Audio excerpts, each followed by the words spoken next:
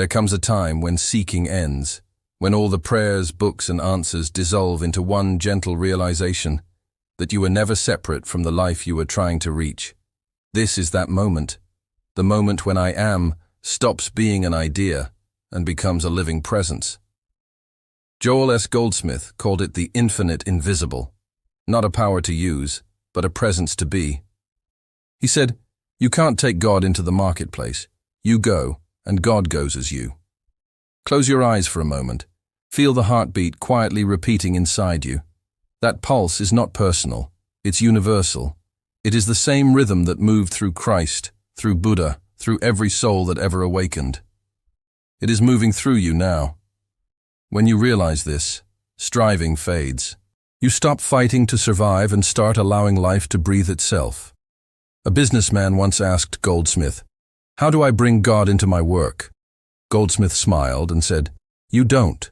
God is already there. Recognize it." So the man began each morning by closing his eyes for 10 seconds and whispering, "I am the presence at this desk." Within weeks, everything softened. Clients became kinder, decisions clearer. He hadn't forced success. He had aligned with harmony.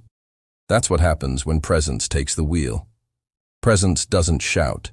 It appears in how you listen, in how you forgive, in how you pause before speaking. A grandmother once told me that after her husband died, she sat every evening watching the sunset. She said, "At first I thought I was alone, and then I felt someone watching with me. That someone was not outside. It was the presence awakening within her pain." From that night, she said, "I stopped asking for strength. I realized I am strength." That is embodiment, not escape from life, but love moving through it.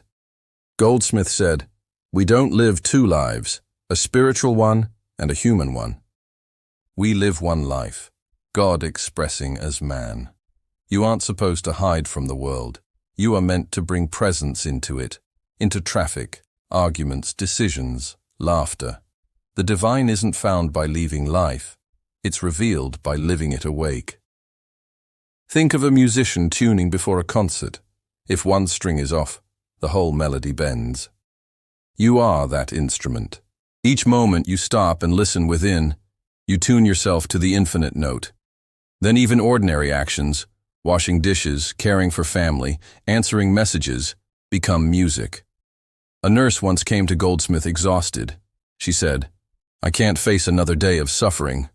He replied, "Don't try to bear it. See who is bearing it."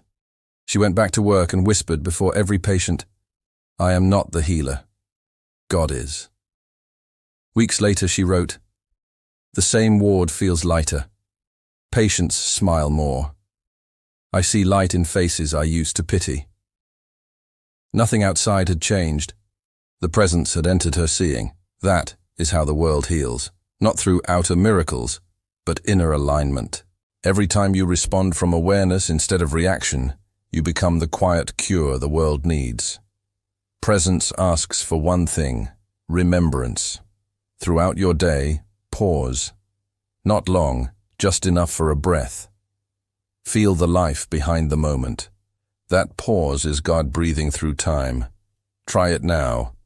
Release every thought and rest in the silent knowing, I am.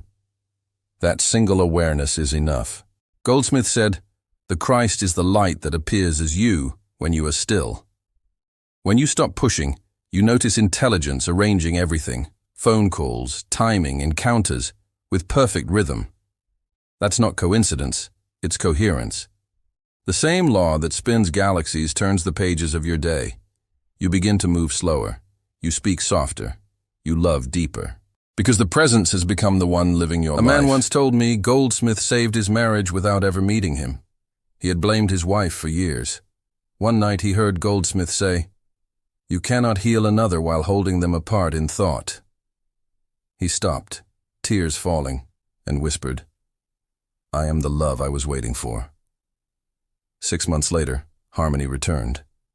He said, "Our marriage healed the moment I stopped needing her to." That is what embodied awareness looks like, love without agenda. Presence doesn't demand perfection. It invites honesty. Even when you forget and react, awareness remains untouched, quietly watching.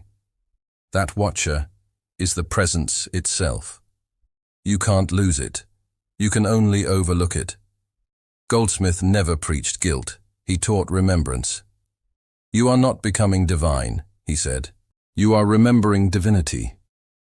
Look around you. Every face, every sound, every breath, all are shapes of the same presence. When you see this, the ordinary becomes holy. The marketplace becomes a temple. Life itself becomes prayer. Presence also works through pain. Sometimes love breaks the shell of pride or fear so that light can enter. When life removes something, it's often clearing space for truth.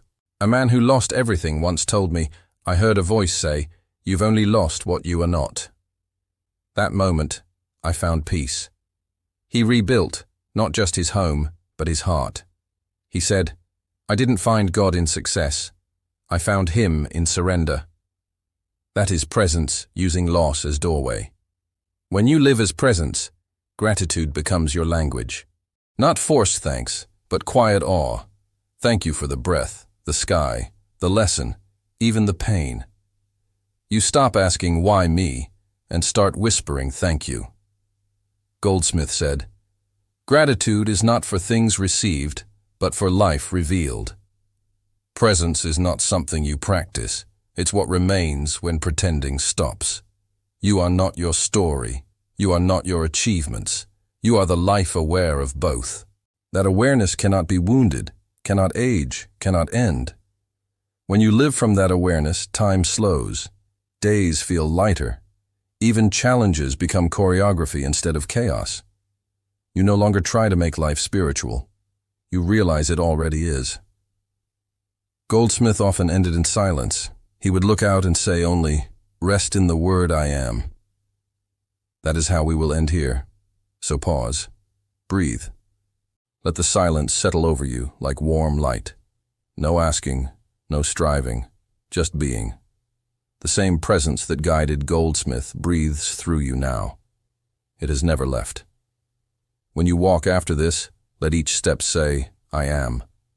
When you speak, let your words carry that vibration. When you love, let it be free. This is not a technique. This is remembrance.